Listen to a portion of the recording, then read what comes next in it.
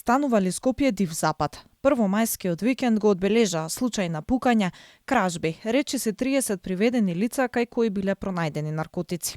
Во пукање во скопскиот аеродром, 32 годишен скопјанец беше повреден од залутан куршум. Според информациите од МВР, тој разговарал со вработен од тобако кога се слушнале истрели од куршум, при што се пожалил на болка. На 1.5.2022 во 2 часот и 45 минути МТ-39 од Скопје пријавил дека пред тобако на подрачјето на аеродром каде работел, додека бил со ТЈ-32 од Скопје, слушнале неколку истрели од огнено оружје, при што ТЈ се пожалил на болка. Од страна на лекарот, дитната медицинска помош кај него е констатирана повреда, пошто бил принесен во градската општа болница Свети Наум Охридски за укажување на лекарска помош. Случајот се уште се истражува од службите на МВР. Првомајскиот полициски билтен го одбележа уште еден случај на пукање. Еден ден претходно, на 30 април, 63 годишна скопјанка пријавила дека во населбата Ѓорче Петров било пукано кон станот во кој живеело незиното семејство. Овој случај за среќа заврши без повредени. За првомајските празници полицијата во ноќните часови била со полни раце работа.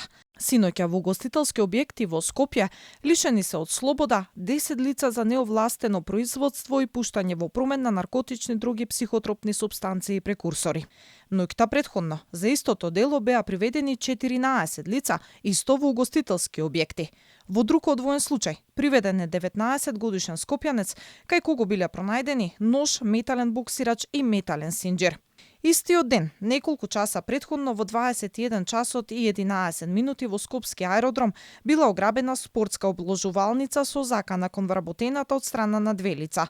А само неколку минути претходно во 20 часот и 50 минути била ограбена аптека во центарот на Скопје.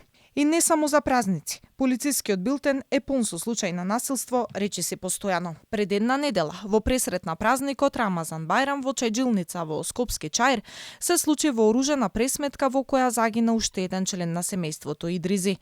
Врз него беше пукано од автоматско оружје од автомобил во движење, при што 47 годишниот Идризи почина на државна клиника, а беа повредени уште 3 лица.